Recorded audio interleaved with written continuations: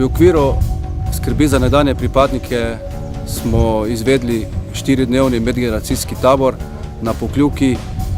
Prvi dan smo izvedli pohod v Tamar iz Planice. Izvedli smo še 2 pohoda, in sicer na Moskovnico in do Blejske koče. Izvedli smo nekatere delavnice, izdelava ročnih del, supervizijo v sodelovanju z Inštitutom Antona Trstenjaka in tudi predstavitev opreme hokejaša, ki je izvedel naš sodelavec Matjaž. Zadnji dan, danes smo jih peljali na izlet v dolino Drage.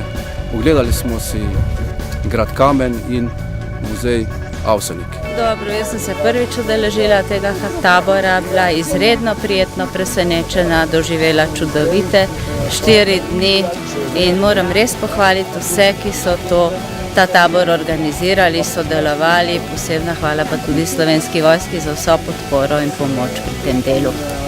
Udeleženci medgeneracijskega tabora, naši bivši pripadniki, so bili z izvedbo, s programom in z vsebino tabora zelo zadovoljni in